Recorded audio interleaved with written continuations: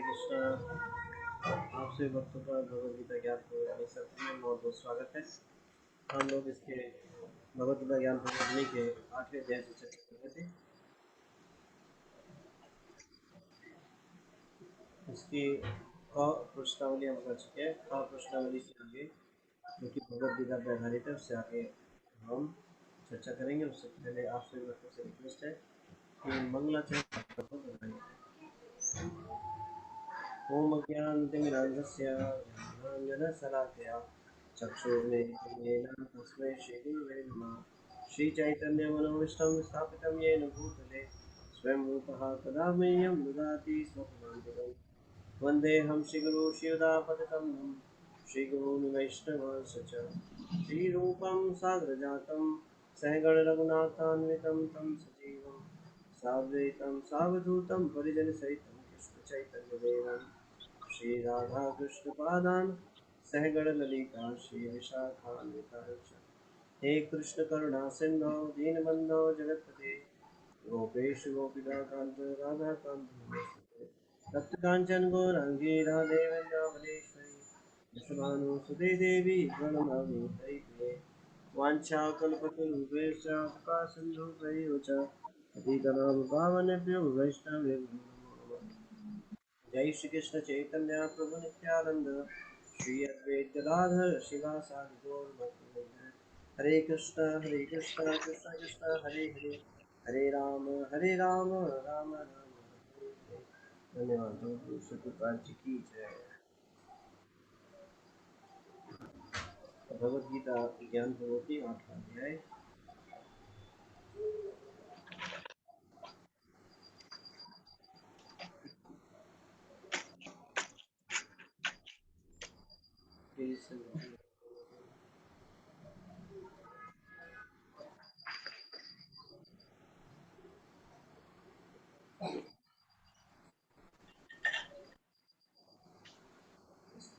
प्रश्नावली तक हम पहुंच चुके हैं। प्रश्नावली में 2 प्रश्न हैं, तो आप इसके उत्तर बताइएगा। हाँ, समाज में पाई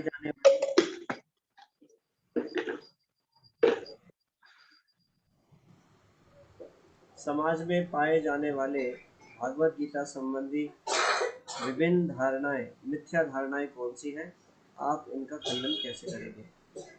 तो ये प्रश्न है पहला, समाज में पाए जाने वाले भगवत गीता संबंधी विभिन्न मिथ्या धारणाएं कौन सी हैं? आप इनका खंडन कैसे करेंगे? Please raise your hands. कैसे आप खंडन करेंगे? भगवत गीता के बारे में आपने कौन कौन सी विभिन्न धारणाएं समाज में पाई जाती हैं, कैसे आप उसका खंडन कर सकते हैं? कलावती माता जी।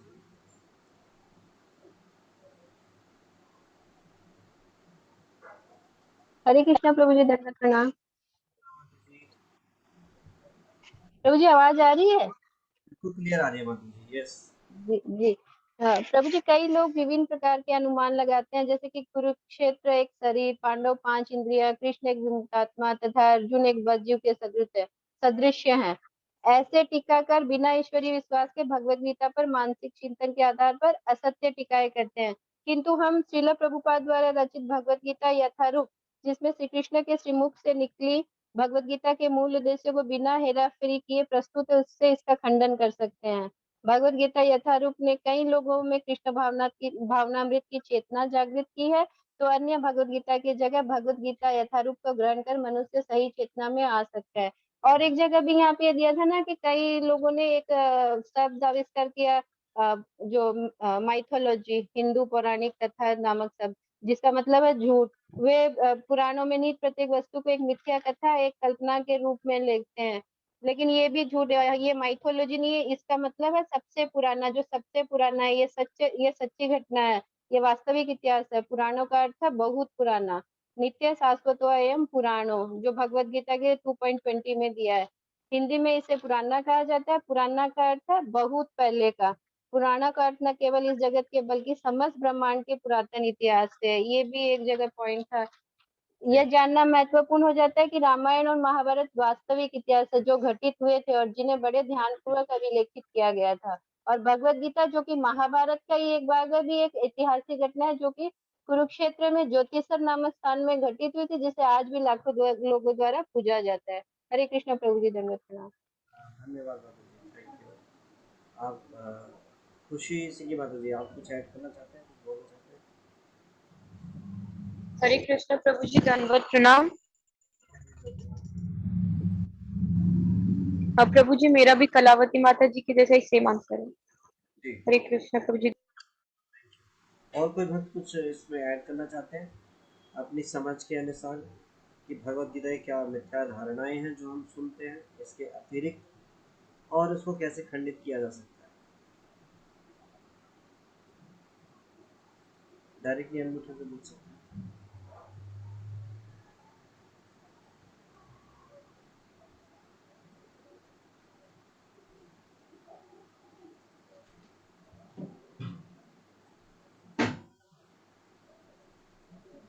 ठीक है, धन्यवाद, थैंक यू सो मच। तो नेक्स्ट क्वेश्चन बढ़ेंगे।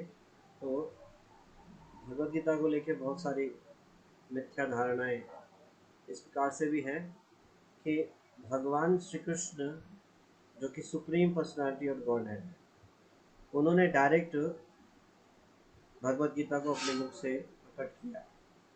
तो भगवत गीता को अगर संधि विच्छेद करें शब्द को, भगवत गीता भगवान के द्वारा बोले गए, तो इसको मिस इंटरप्रिटेट करते हैं और बोलते हैं जो कृष्ण हैं उन्होंने बोला, लेकिन वो वास्तव में उनके अंदर जो कृष्ण है उन्होंने बोला। मतलब वो इस बात को साबित करना चाहते हैं कि जो भगवान है वो निराकार है।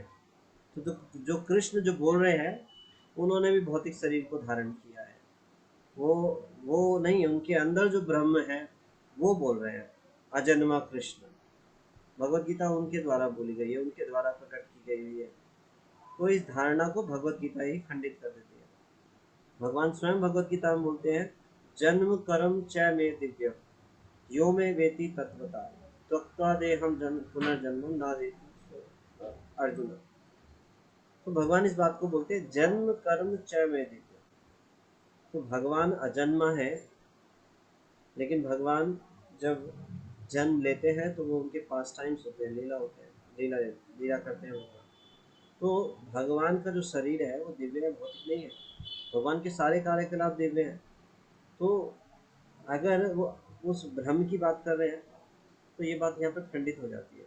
भगवान स्वयं बोल रहे हैं, भगवान और भगवान की आत्मा, मतलब भगवान के शरीर और भगवान की आत्मा में कोई अंतर नहीं है। तो ये मिसअंडरस्टैंडिंग है।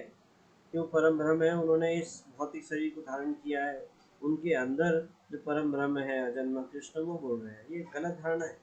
भगवान बोल रहे हैं भगवत गीता में, मेरे जो जन्म कर्म है वो दिव्य है, भगवान का शरीर दिव्य है। तो कर्म की बात करें तो भगवान कर्म नहीं करते, भगवान के जो भी कार्य होते हैं पास टाइम्स होते हैं, तो दिव्य कर्म है भगवान के।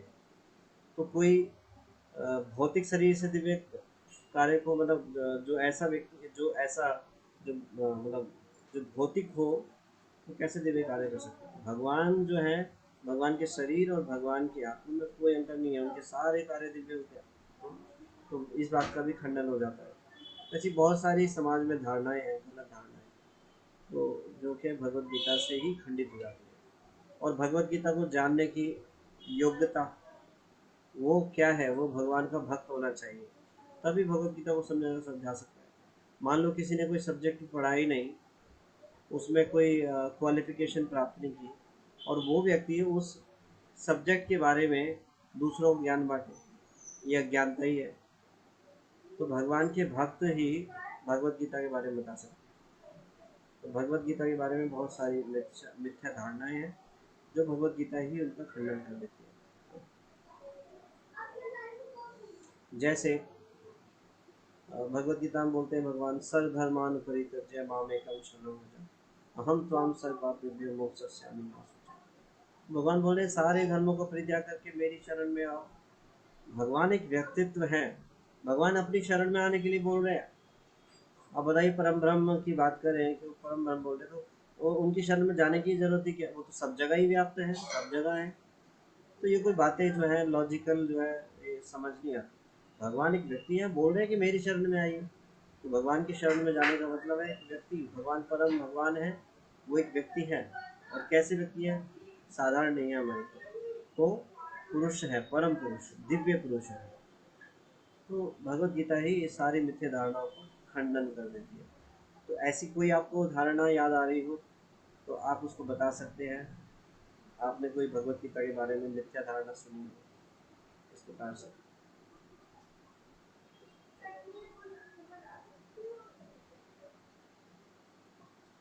कोई बोलना चाहते हैं? सोनल माता जी, हैंड रेज किया माता जी आपने या पहले से ही रेज है? कलावती माता जी।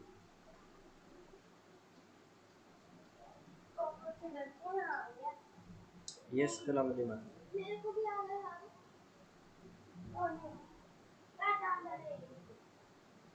म्यूट नहीं हो पा रहा क्या मतलब? लॉक तो नहीं है। मुस्कान माता जी शायद म्यूट नहीं कर पा रहे। आप सभी सुन पा रहे हैं मेरे को? मुस्कान माता जी, कलावती माता जी। हरे कृष्णा प्रभु जी, दंडवत प्रणाम। यस माता जी बताइए। प्रभु जी, आपने ये क्वेश्चन पूछा ना, कृष्ण को सर्वोच्च क्यों स्वीकार करना चाहिए? मेरा प्रश्न ये था कि हमने इसमें चर्चा किया था कि जो भगवत गीता के संबंधित जो मिथ्या धारणा हमने इस अध्याय में पढ़ी, उसका उत्तर मिल गया। लेकिन इसके अलावा अन्य कोई मिथ्या धारणा सुनी हो भगवत गीता से संबंधित? जी जी प्रभु जी, एक जो मैंने जब वो पीडीएफ पढ़ रही थी तो मुझे एक चीज ये समझ आई थी कि कहीं पे ऐसा कहा गया है ना कि कृष्ण जो है एक बहुत बड़े मतलब जो राइटर होंगे, मिस्टिक वो होंगे, लर्नर होंगे। लेकिन ये सब तो है, लेकिन हम इसको डिनाई नहीं कर सकते कि Krishna is the supreme personality of godhead. ये सारी चीजें तो बाय डिफॉल्ट उनमें है ही। उनके अलावा वो भगवान, मतलब वही जो हमने डिस्कस भी किया कि परम पुरुषोत्तम भगवान ही है श्री कृष्ण। चाहे लोग ऐसा कहते हैं ना कि ये सब काल्पनिक है, कि एक टाइम पे जैसे एक स्टोरी की तरह लिखी गई है, तो ये कोई भी स्टोरी की तरह नहीं लिखी गई है। अगर कृष्ण ने ये सब बोला है तो वो भी थे और वो supreme personality of Godhead ही थे। ठीक है। हरे कृष्ण प्रभु जी, धन्यवाद प्रणाम। इसको बहुत ही इसको इस बात से भी खंडित कर सकते हैं, जो भगवत गीता में बताया गया है उसको हम प्रैक्टिकली देखते हैं। जैसे इस शरीर की जो संरचना है, बॉडी की जो संरचना है, जो ये साइकोलॉजिकल जो ये साइंस है हमारी बॉडी के जो अंदर जो इसका अध्ययन करते हैं, उसके अनुसार जो भगवत गीता में बातें बताई गई हैं, हमारे मन से संबंधित, बुद्धि से संबंधित, या बॉडी में जो अलग अलग तरह के फंक्शन है उसके बारे में भगवत गीता में बताया गया है। शरीर और आत्मा में भेद बताया गया है। किस प्रकार से शरीर छोड़ने पे जो शरीर है वो बेकार, यूजलेस हो जाता है। तो ये सब सत्य है, और जो हम इसको समझ पा रहे हैं, देख पा रहे हैं, अनुभव कर पा रहे हैं, तो ये सत्य है। और इसके एविडेंस भी हैं, जैसे स्थान कुरुक्षेत्र के बारे में बताया जाए, और इतने सारे उदाहरण जो है शास्त्रों में दिए गए हैं, जो स्थान आज भी हैं और उनके जो एविडेंस हैं आज भी। तो इसको डिनाई नहीं किया जा सकता। जो व्यक्ति डिनाई करता है वो मूर्ख ही समझे। ठीक है, थैंक यू। हम नेक्स्ट प्रश्न पे बढ़ें। नेक्स्ट प्रश्न है, हमें कृष्ण को सर्वोच्च क्यों स्वीकार करना चाहिए? ये प्रश्न है, कृष्ण को क्यों स्वीकार करना चाहिए सर्वोच्च?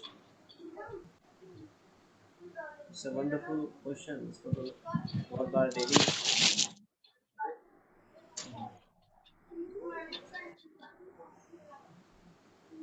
इंदु अग्रवाल माता जी। हरे कृष्णा प्रभु जी, धन्यवाद प्रणाम। यस आ रही है आवाज? हाँ, आवाज आ रही है। प्रभु जी, सर्वोच्च इसलिए स्वीकार करना चाहिए क्योंकि परम पुरुषोत्तम भगवान जो है सब कारणों के कारण है, आदि कारण है। ठीक है, धन्यवाद। कोमल सिंह माता जी।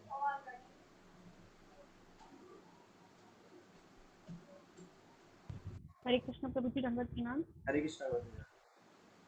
श्री कृष्ण स्वयं सच्चित आनंद के बने षड ऐश्वर्य से पूर्ण सब कारणों के कारण परम पुरुषोत्तम भगवान है। भगवद गीता में बहुमूल्य उपदेश है जो परम गति प्राप्त करने हेतु समस्त मानव जाति के हित हेतु स्वयं भगवान द्वारा कही गई है। वे गीता के केंद्र बिंदु, विषय और उद्देश्य सब कुछ है। इसीलिए कृष्ण के प्रसंग रहित भगवद गीता को समझा नहीं जा सकता।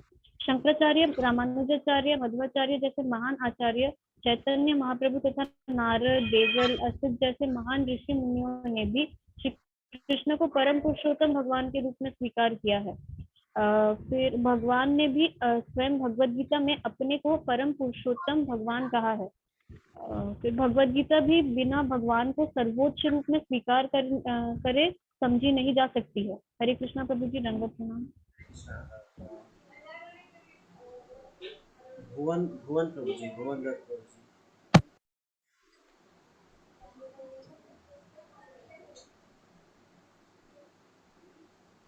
यस, भुवन प्रभु जी। हरे कृष्णा प्रभु, दंडवत प्रणाम। हरे कृष्णा में जाता हूँ। यस प्रभु। मैं 2 उदाहरण पेश करूंगा, आप अगर आप जी। एक तो बोला गया ए से चांस कला कृष्णस्तु भगवान जी। भगवान का कृष्ण को जो है स्वयं भगवान कहा गया और बोले एकले एकले ईश्वर कृष्ण तो आर सब ये बोला गया एक ही भगवान और सब ये है इससे भगवान सब। Thank you. तो जी चैतन्य चरितमृत से श्रीमद् भागवतम से उदाहरण दे रहे हैं, कोट कर रहे हैं। बिल्कुल, धन्यवाद, थैंक यू सो मच। हरे कृष्ण। हरे कृष्ण। मुस्कान माता जी।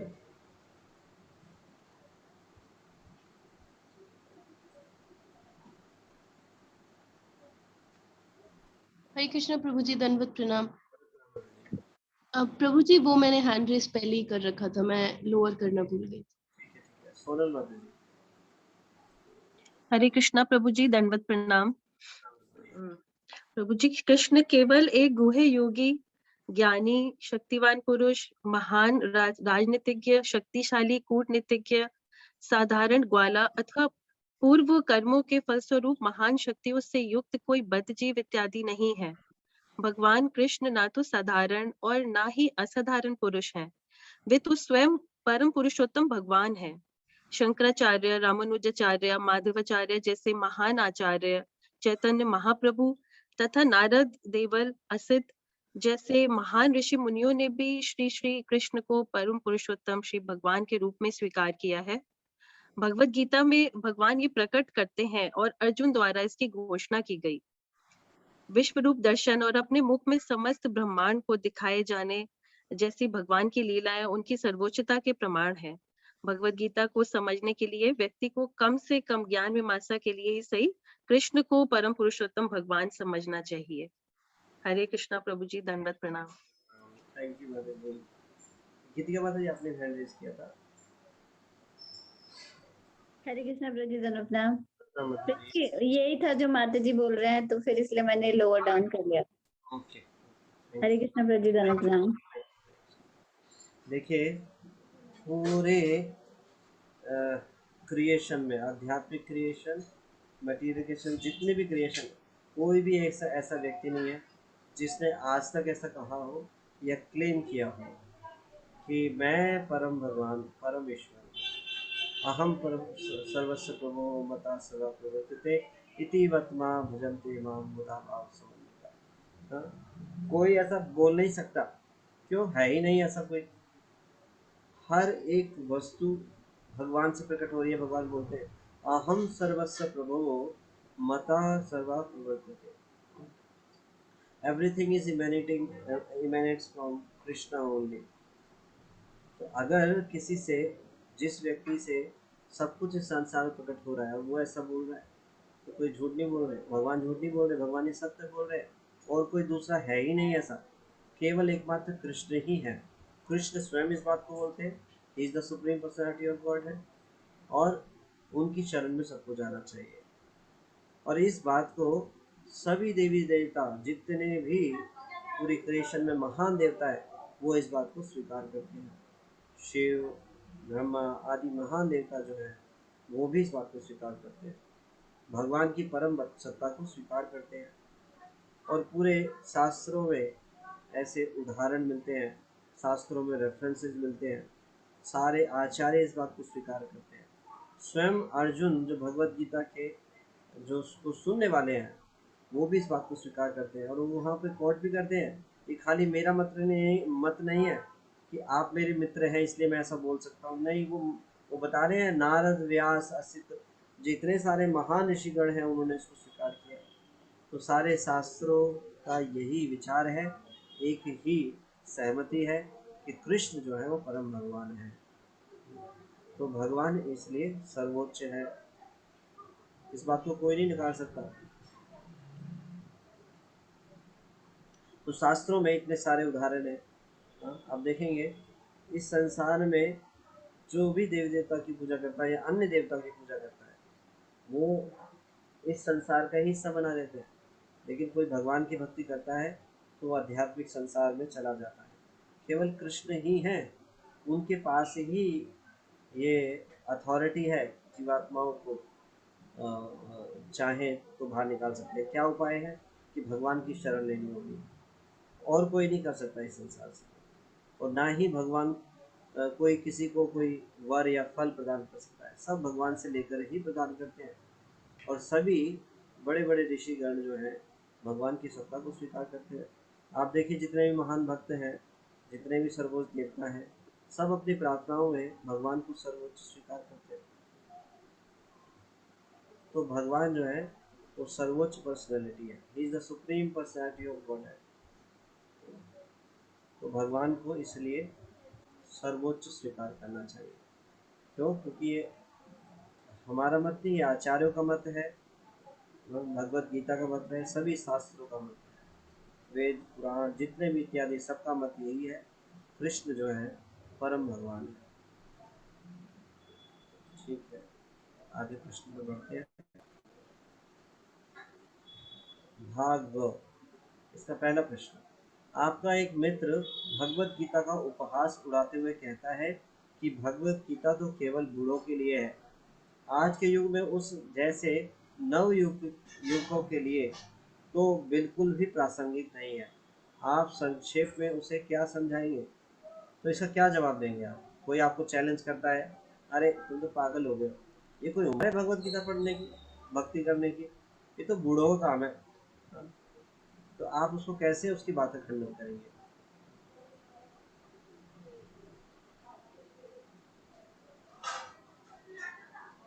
खुशी सिंह ये बताइए। हरे कृष्ण प्रभु जी, दंडवत प्रणाम। भौतिक संसार में हम लोगों को कई बार कहते सुनते हैं कि कुछ सीखने की, पढ़ने की कोई उम्र नहीं। आध्यात्मिक जगत जो इससे परे और अत्यंत अनिवार्य है, मैं ऐसा क्यों कि यह केवल बूढ़ों के लिए है, यह गलत सोच है। भक्ति करने की कोई उम्र नहीं होती। भक्ति जितनी जल्दी स्टार्ट की जाए उतनी ही लाभप्रद होगी, और बचपन से हमें भक्ति स्टार्ट करनी चाहिए। यह मनुष्य जीवन मिला ही भक्ति करने के लिए है। जब हम यंग एज में होते हैं, हम उसके मर्म को अच्छे से समझ पाएंगे, उसे ग्रहण कर पाएंगे, तब हमें सब स्मरण अच्छे से रह पाएगी। बूढ़े होने पर जब मनुष्य वृद्धावस्था में रहेगा तो उसकी स्मरण शक्ति क्षीण होती जाएगी, हाथ पैर ठीक से काम नहीं करेंगे, आंखों से ठीक से दिखाई नहीं देगा, और सब समझने में कठिनाई होगी। आजकल लोग सिर्फ खुशी के खोजी हैं, सिर्फ खुश रहने के माध्यम ढूंढते हैं और भौतिक संसार में भोग करते हैं। खुशी के बाद दुखी आएंगे ही, यह निश्चित है। इन दुखों ने आजकल तनाव, चिंता, अवसाद, हीन भावना, अस्तित्व बनाए रखने की होड़ में एक दूसरे का गला काट प्रतिस्पर्धाओं, मानसिक रोगों इत्यादि का रूप धारण कर लिया है, जो और भी कष्टदायक है। भगवत गीता में इन सब का समाधान दिया है, और यह आधुनिक युग के लिए सबसे अधिक प्रासंगिक है। हरे कृष्ण प्रभु जी, दंडवत प्रणाम। थैंक यू माता जी। आप में से कोई इस पर कुछ ऐड करना चाहते हैं? जो भी माता जी ने बताया उस पर कुछ ऐड करना चाहते हैं तो डायरेक्टली अनम्यूट करके बता सकते हैं। हरे कृष्णा प्रभु जी, दंडवत प्रणाम। प्रभु जी, इसके लिए अगर हमारा कोई मित्र ऐसा बोलता है कि सिर्फ बूढ़ों के लिए है भागवत गीता, तो सबसे पहले तो ये कहेंगे कि भगवान श्री कृष्ण जो अर्जुन को ये ज्ञान दे रहे हैं, पहले तो वो खुद बूढ़े नहीं थे, वो नवयुवक थे। उनको सारा ज्ञान समझा रहे हैं, सारा सार उनको समझ में आ गया। तो अगर हम बुढ़ापे में जाकर भागवत गीता पढ़ेंगे तो हम उसका सार समझने में और उसको अपने व्यवहार में लाने में, कि जो हमें अपना उद्देश्य समझ में आ जाए और हम भगवान की भक्ति में लग सकें, तो उसमें तो बहुत ज्यादा टाइम लगता है व्यवहार में लाने में। और जितनी जल्दी हो सके ये अच्छा होता है, बचपन से ही स्टार्ट कर देना चाहिए। 5 वर्ष की उम्र से कहते हैं कि बच्चों को भी ये बताना चाहिए कि कृष्ण भावनामृत में ही लगना है और यही आपके जीवन का उद्देश्य है। पहले गुरुकुल सिस्टम होते थे, वहां पर छोटे छोटे बच्चों को भागवत गीता का ज्ञान देकर उनको कृष्ण भावनामृत में लगाया जाता था, अपने परम उद्देश्य को इस जीवन के बताया जाता था, जिससे कि वो सांसारिक अट्रैक्शंस में ना लगे और वो स्पिरिचुअल स्पिरिचुअल वे पे अपने आगे बढ़ सकें। तो प्रभु जी, ये तो बहुत गलत है कि बुढ़ापे में जाके ही इसका अध्ययन करना चाहिए, या ये बुढ़े लोगों के लिए ही है। हरे कृष्णा प्रभु जी, दंडवत प्रणाम। Thank you so much. और कोई कुछ ऐड करना चाहते हैं? हरे कृष्णा प्रभु जी, दंडवत प्रणाम। जी प्रभु जी, मेरी आवाज आ रही है? आ रही है माता जी, बोलिए। प्रभु जी, मुझे और 2 पॉइंट्स याद आए। सबसे पहली बात, अगर हम कहते हैं कि ये हमारा लाइफ का मैनुअल है, डूज एंड डोंट्स है, तो प्रभु जी हम मार्केट से कभी भी कोई चीज खरीद के लाते हैं तो हम थोड़ी ऐसा कहते हैं कि ये जो मैनुअल है ये सिर्फ बूढ़ों के पढ़ने के लिए। अगर हम एक वॉशिंग मशीन लाए, हम थोड़ी ये कहते हैं कि ये सिर्फ बूढ़े घर के पढ़ सकते हैं। तो वैसे ही अगर ये लाइफ का मैनुअल है तो यहाँ पे क्यों ऐसा लिखा गया है कि सिर्फ बूढ़े की पढ़ने की चीजें है? ये तो लाइफ तो हम भी जी रहे, लाइफ वो बूढ़े लोग भी जी रहे, तो मैनुअल तो सभी के लिए है, डूज एंड डोंट्स। और दूसरी बात, अगर हम कहते हैं कि ये सेल्फ रियलाइजेशन के लिए सबसे इम्पोर्टेंट है, अगर हमें सेल्फ रियलाइज करना है तो बाद में जब हम बूढ़े हो गए तब मतलब इतना हमारे पास टाइम भी नहीं होता सेल्फ रियलाइजेशन का, और फिर हम सेल्फ रियलाइजेशन करके तब और आगे हम उतने अच्छे से भक्ति भी नहीं कर पाएंगे। और अगर अभी हमारे पास टाइम है बहुत ज्यादा कि हम सेल्फ रियलाइजेशन को टाइम भी दे और ये चीज सीख भी जाए और फिर अच्छे से अपनी भक्ति भी पूरी कर पाए इस जन्म में, ताकि हम भगवत धाम जा पाए। हरे कृष्णा प्रभु जी, धन्यवाद प्रणाम। Thank you so much. Yes, ठीक है, ठीक है, थैंक यू सो मच। तो भगवत गीता को बोलते हैं इट्स रिटायरमेंट। भुवन प्रभु जी कुछ ऐड करना चाहते हैं? यस प्रभु जी, आपने म्यूट किया था। हरे कृष्णा प्रभु जी, धन्यवाद प्रणाम। धन्यवाद प्रणाम प्रभु जी, देखिए जैसे गीता के बारे में बोलते हैं कि बूढ़ों को पढ़ने का शास्त्र है, तो ये एकदम गलत है। यदि हमें किसी को इसके बारे में बताना है तो ये कहा जा सकता है इसके बारे में कि यदि मान लीजिए बूढ़े पढ़ भी ले और बुढ़ापे में अगर आपने इसको पढ़ के समझ भी लिया, पर जो इंस्ट्रक्शन इसके अंदर दिए गए हैं वो इंस्ट्रक्शंस को हम अपने बुढ़ापे में नहीं फॉलो कर पाएंगे।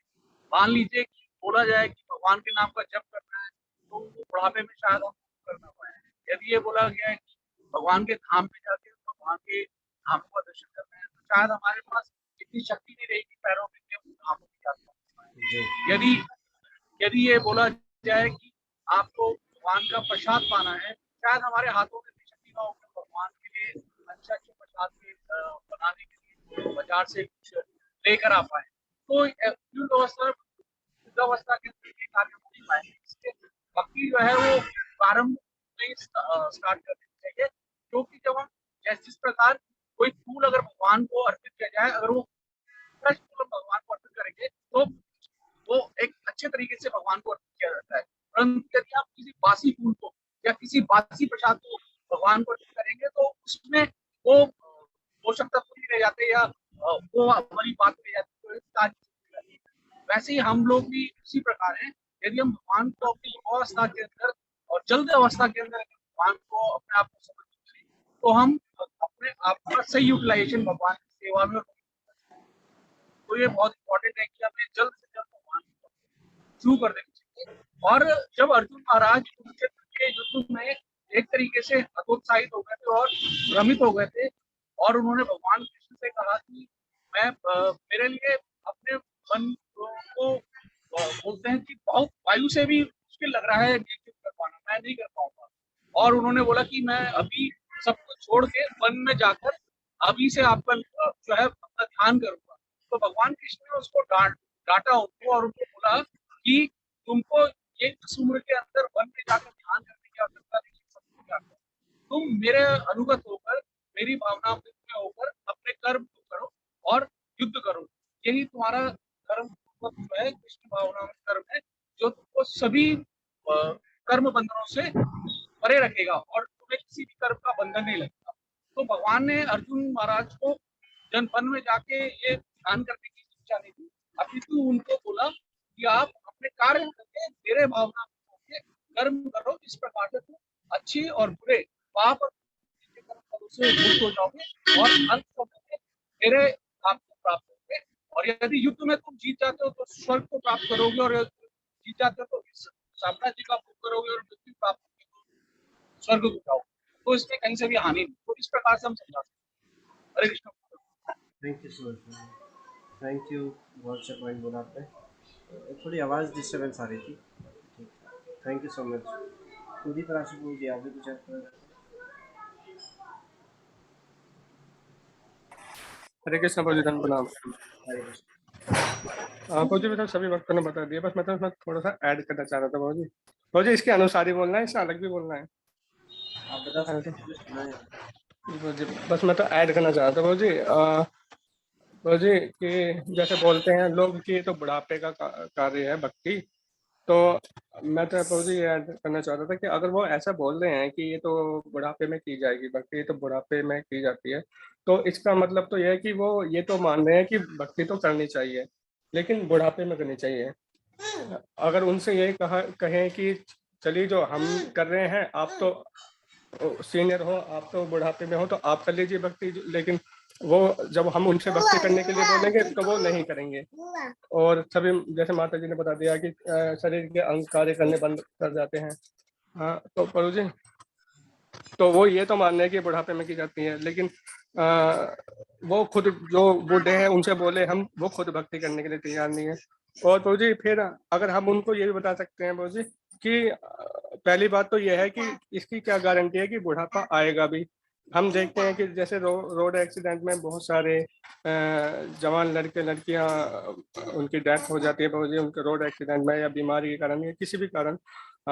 तो बहुत लोग किसी भी समय चले जाते हैं, जैसे कि भगवद गीता में बताया जातक से ही ध्रुव मृत्यु, जन्म से ही मृत्यु शुरू हो जाती है। तो इसकी क्या गारंटी है कि कभी हमें बुढ़ापा आएगा भी।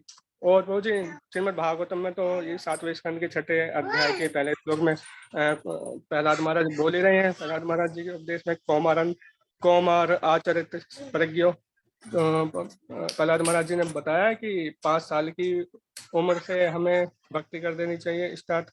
और प्रहलाद महाराज जी ने करी, ध्रुव महाराज जी ने करी, तो शास्त्रों से भी इतने सारे एग्जाम्पल आते हैं कि जब प्रहलाद महाराज जी खुद बोल रहे हैं और उन्होंने खुद की, उन्होंने वो बोल रहे हैं कि 5 साल की अवस्था से हमें भक्ति स्टार्ट कर देनी चाहिए। तो फिर ये प्रभु जी हम उनको ये भी बोल सकते हैं। हरे कृष्ण बोलते हैं।